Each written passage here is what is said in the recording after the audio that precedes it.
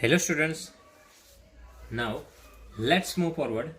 Exercise 14.3, question number 4. First of all, read this question. The length of 40 leaves of a plant are measured correct to 1 millimeter and the obtained data is represented in the following table. Now here length are given in mm in terms of class. Okay, here we have class intervals.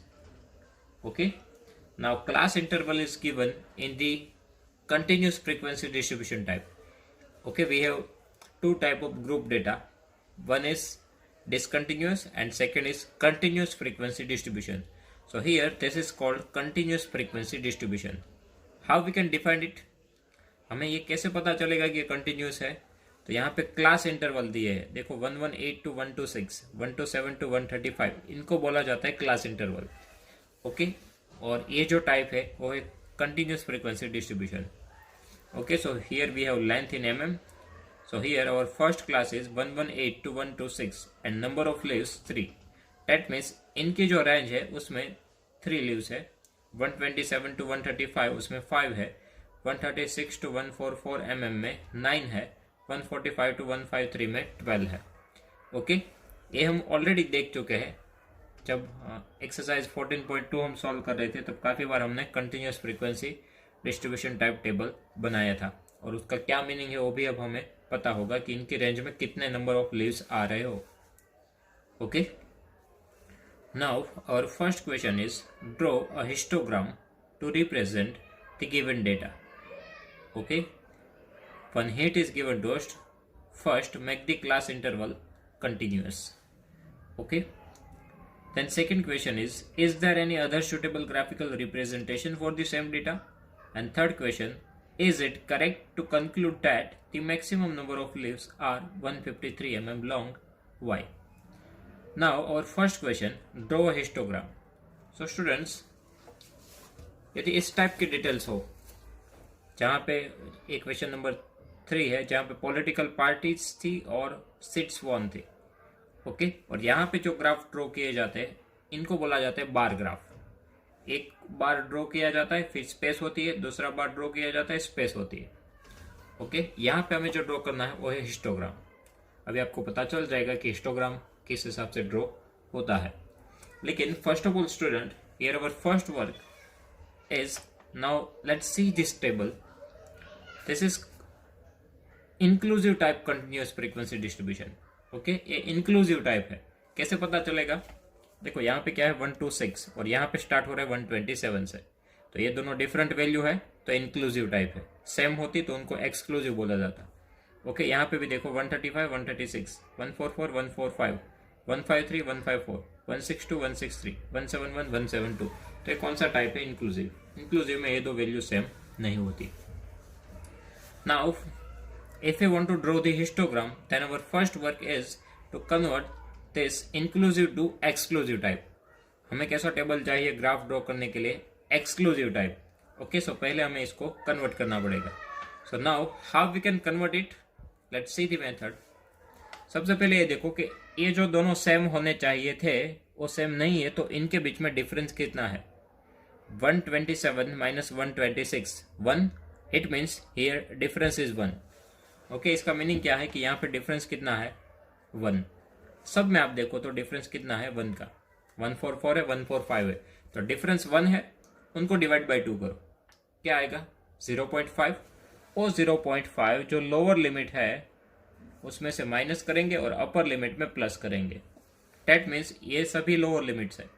Okay, इन सबको lower limit बोला जाता है, इनको upper limit. Lower limit में से minus करना है, upper limit में प्लस करना है. थियरी में भी हमने यही फॉर्मूला लिखा था. Okay, lower limit for exclusive class, that is lower limit minus D by 2 and upper limit plus D by 2. Upper limit में और D by 2, that means difference divide by 2 plus करना है और लोअर लिमिट में minus करना है. Difference था 1, उनको डिवाइड बाई 2 करो तो 0.5. इसमें से माइनस करेंगे, इसमें प्लस करेंगे. तो अब यहाँ पे हम एक्सक्लूसिव टाइप क्लास लिखने वाले हैं.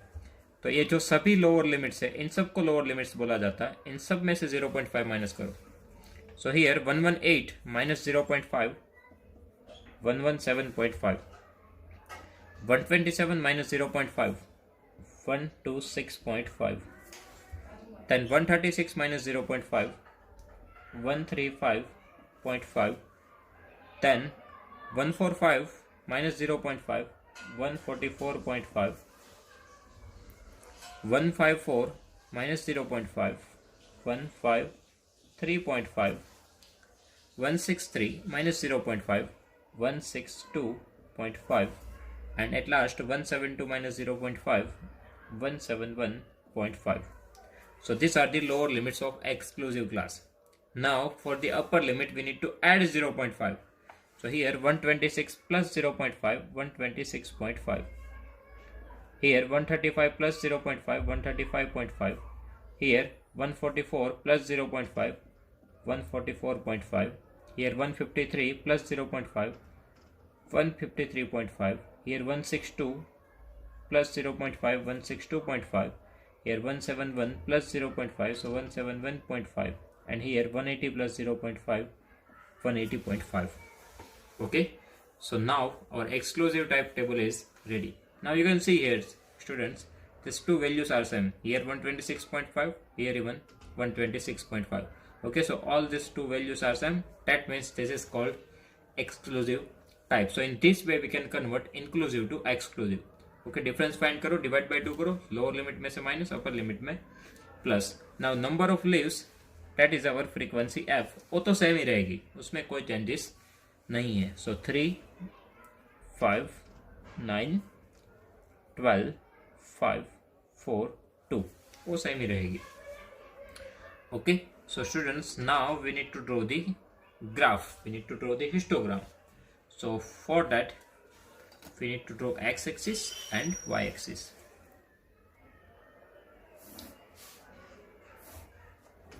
So this is our y-axis. Okay,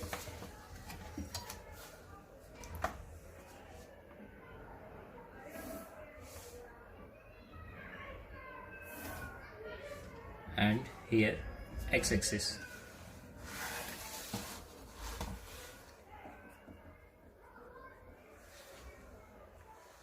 Now on the x-axis पे हमारी रहेगी लेंथ, y-axis पे नंबर ऑफ लीव्स. ऑलवेज जो हमारी फ्रीक्वेंसी होगी वो हम y-axis पे रखेंगे. ओके, सो यहाँ पे हमें ये टेबल को ध्यान में लेना है. 117.5, 126.5 likewise. Okay, so here first of all we have origin 0. Okay, now just start with 117.5. Here our value is 117.5. After that 126.5. So here 126.5. Then 135.5. 135.5. The next value is 144.5. 144.5. Then 153.5. 153.5. Then 162.5. 162.5. Then 171.5. Then 180.5. ये किस हिसाब से लिखना है again मैं आपको बता देता हूँ. यहाँ से स्टार्ट करो 117.5, फिर इस डायरेक्शन में जानो, इसके बाद ये, फिर ये और अप टू लास्ट तक. ओके, सो इस डायरेक्शन में हमें जाना है. यहाँ पे वैल्यूज लिखनी है. पहली value 117.5, then 126.5, 135.5, 144.5, 153.5, 162.5, 171.5 and 180.5.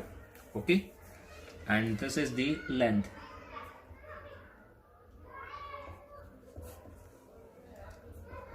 In mm. Now on y-axis we need to represent number of leaves, that means our frequency f. Okay, here our smallest number is 2 and biggest number is 12, and we need to cover this value. Okay, smallest number is 2, biggest number is 12.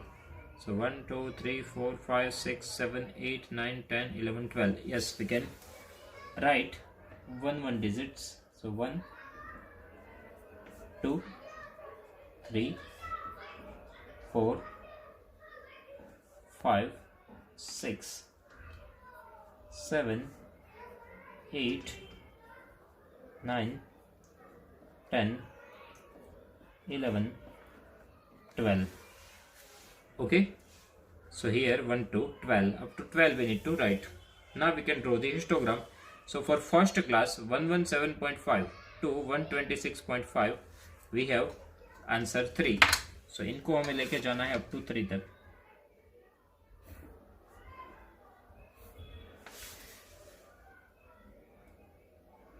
Now you can see here 117.5 to 126.5 ये जो histogram गया वो कहाँ तक गया? 3 तक.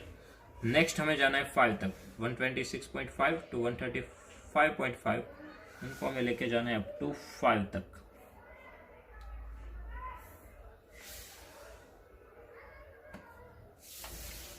Okay, the next up to 9, 135.5 to 144.5 up to 9.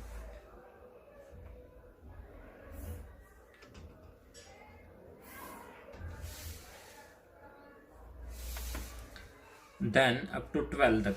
So 144.5 से 153.5 उनको लेके जाना है up to 12 तक.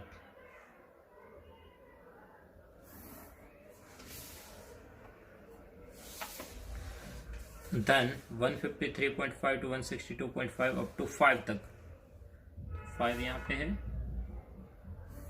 तो नेक्स्ट हमारा जो कॉलम रहेगा वो up to 5. Then up to 4, 162.5 to 171.5 up to 4.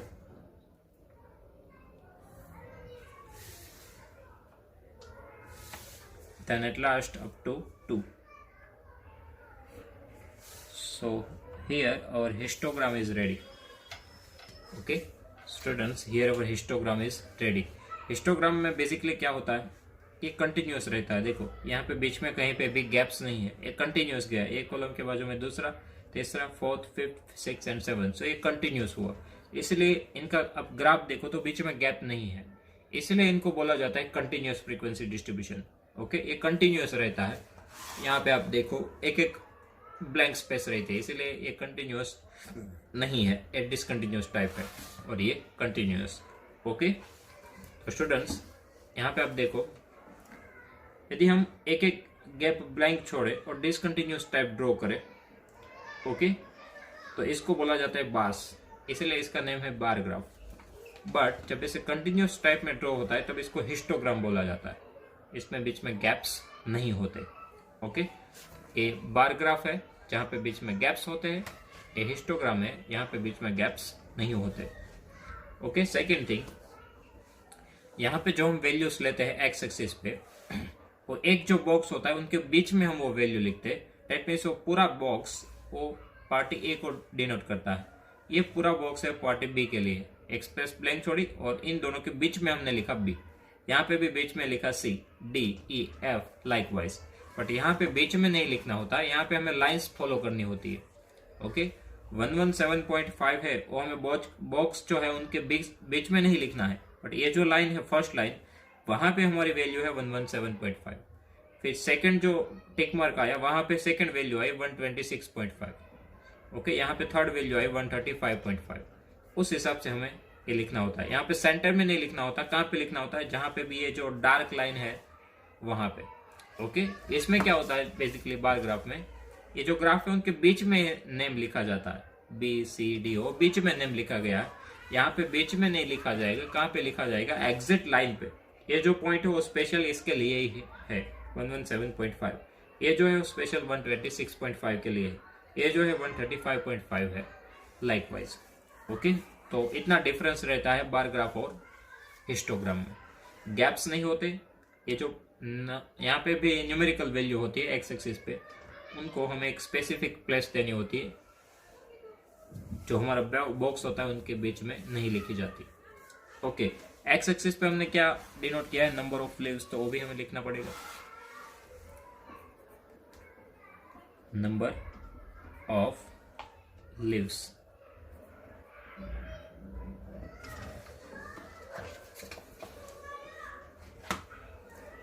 Okay, and here we need to write scale measurement.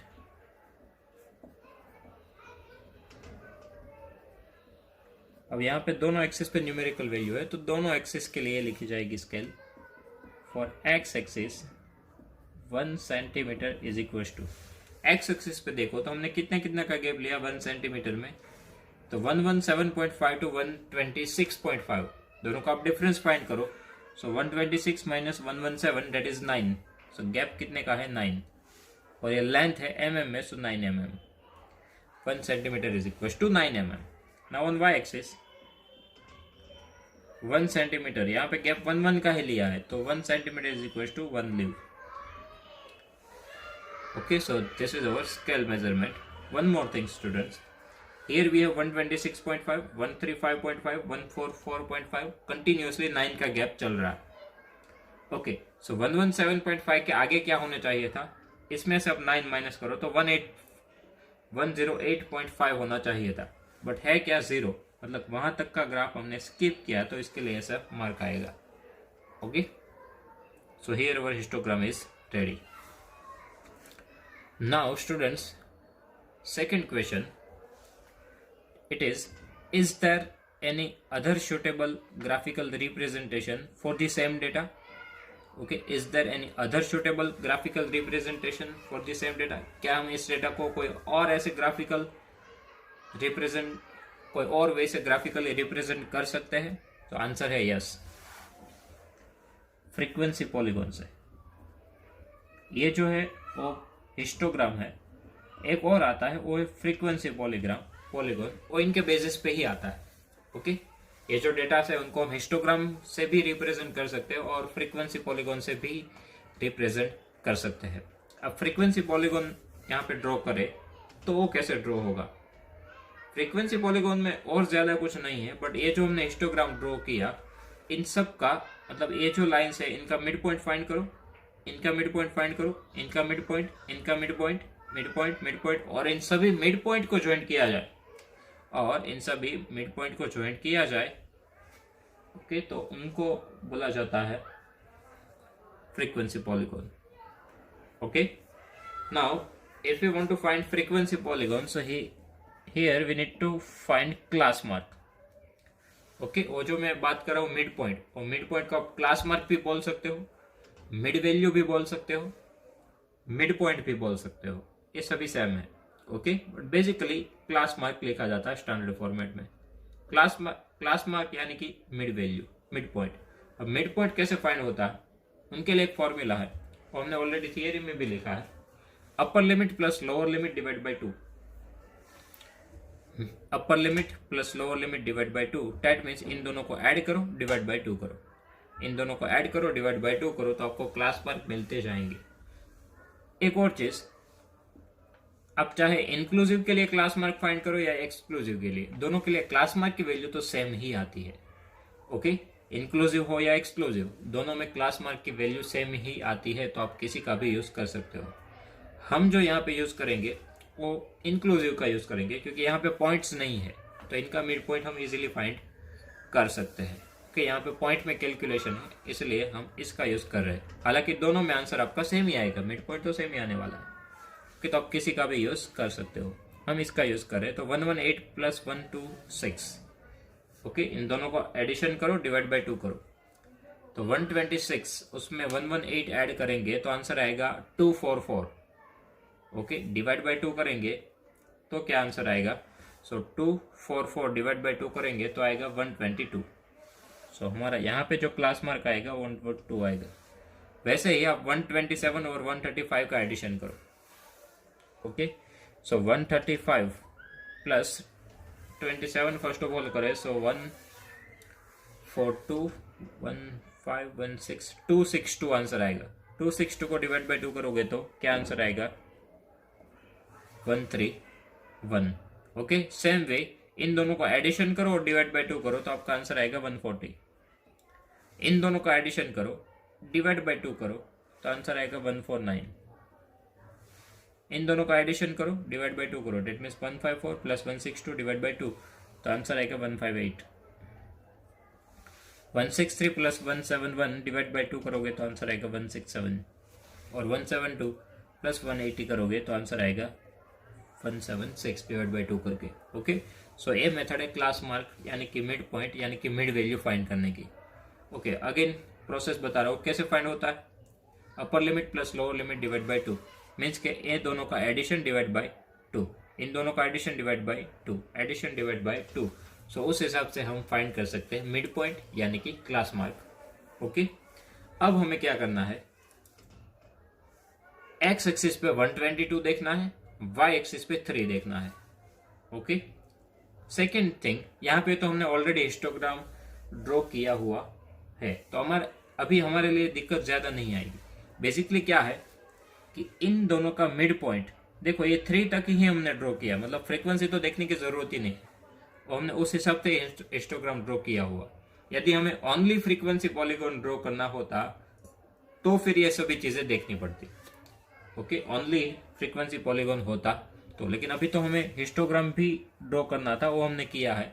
और अब हम फ्रीक्वेंसी पॉलीगॉन करें तो थोड़ा इजी रहता है कि आप ये जो लाइन है इसके एग्जैक्ट मिडिल पॉइंट पे ऐसे पॉइंट बना दो। इस लाइन है, यहाँ पे भी एग्जैक्ट मिडिल में आप ऐसे पॉइंट बना दो, यहाँ पे भी पॉइंट बना दो, यहाँ पे भी एग्जैक्ट मिडिल में पॉइंट बना दो, वैसे सब में करना है। ओके, बेसिकली क्या होता है कि 122 और 3 ये दोनों जहां पे भी मैच हो वहां पे हमारा डॉट आता है, बट ये भी आप देखोगे तो ये सेम ही जगह पे आएगा। देखो 117.5 और 126.5 उनके एग्जैक्ट बीच में आता है 122, और उनको हमें ज्वाइंट करना है 3 के साथ, तो एग्जैक्ट यहाँ पे ही आप पहुंचोगे। सेकेंड है 131, ये इन दोनों के एग्जैक्ट बीच में आता है, उनको हमें लेके जाना है 5 तक। अल्टरनेटली क्या होगा कि हमने हिस्टोग्राम बनाया हुआ है, तो इनका हमें मिड पॉइंट फाइंड करना है और ऐसे डॉट करने हैं। अब फ्रीक्वेंसी पॉलीगॉन में क्या होता है कि इन सब में तो हमने डॉट लगा दिए। अब यहाँ पे भी हमें लगाना है कि आगे वाला जो क्लास है उनका मिड पॉइंट, उनको भी ध्यान में लेना है, और पीछे वाला जो क्लास बचा उनका भी मिड पॉइंट। मतलब ये बेसिकली 0 से स्टार्ट होता है और 0 पे खत्म होगा। ओके, इन सब का तो मिड पॉइंट लेना ही है, बट एक क्लास आगे भी हमें मिडिल में यहाँ पे रखना है और पीछे भी, और इन सबको हम स्केल से ज्वाइंट करेंगे। ओके, ये है फ्रीक्वेंसी पॉलीगॉन, स्केल से ज्वाइंट कर दो इन सबको।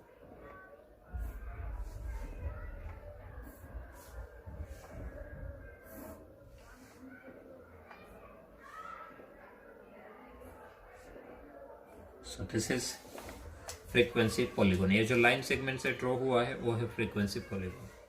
ओके, तो ये उनके मेथड है। फ्रीक्वेंसी पॉलीगॉन के लिए अगेन मैं आपको बता रहा हूँ कि क्या फाइंड करना पड़ता है, क्लास मार्क, और क्लास मार्क के साथ फ्रीक्वेंसी देखनी है। क्लास मार्क हमारे रहते हैं एक्स एक्सिस पे, फ्रीक्वेंसी रहती है वाई एक्सिस पे। इनके साथ इनको मैच करना है, 122 के साथ 3 को, 131 के साथ 5 को, 140 के साथ 9 को, 149 के साथ 12 को, 158 के साथ 5 को, 167 के साथ 4 को, और 176 के साथ एट लास्ट 167 के साथ 4 और 176 के साथ 2।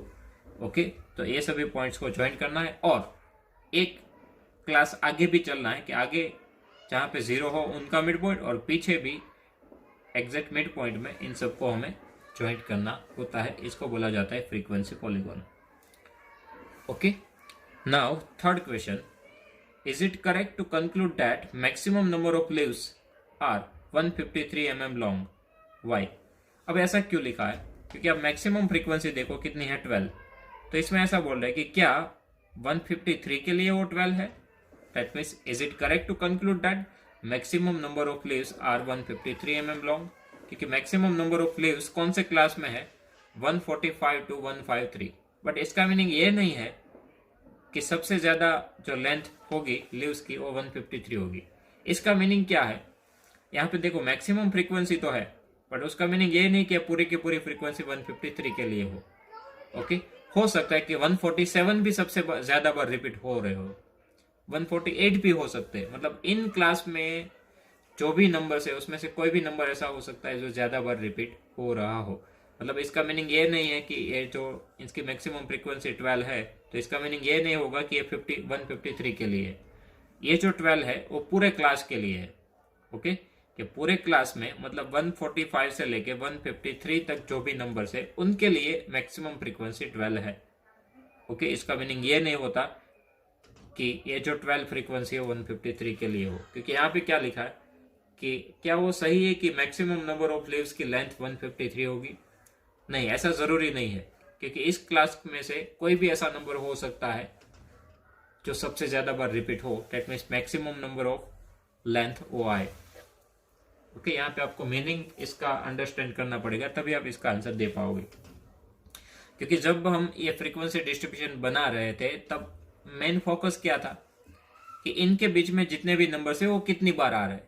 ओके, तो जरूरी नहीं है कि 153 ही हो, ऐसा भी हो सकता है कि 153 किसी की लेंथ हो ही नहीं। ओके, ऐसा भी हो सकता है। मतलब हम यहाँ पे परफेक्टली नहीं कह सकते कि कौन सी लेंथ सबसे ज्यादा बार रिपीट हो रही। ओके, पूरे डिस्ट्रीब्यूशन में हम ऐसा बोल ही नहीं सकते, क्योंकि यहाँ पे देखो अनग्रुप डेटा तो हमारे पास अवेलेबल है नहीं, ओनली फ्रीक्वेंसी डिस्ट्रीब्यूशन है। तो यहाँ पे कोई भी नंबर ज्यादा बार रिपीट हो सकता है। ओके, इसलिए यहाँ पे हमारा आंसर है no. So here we need to write no. Okay.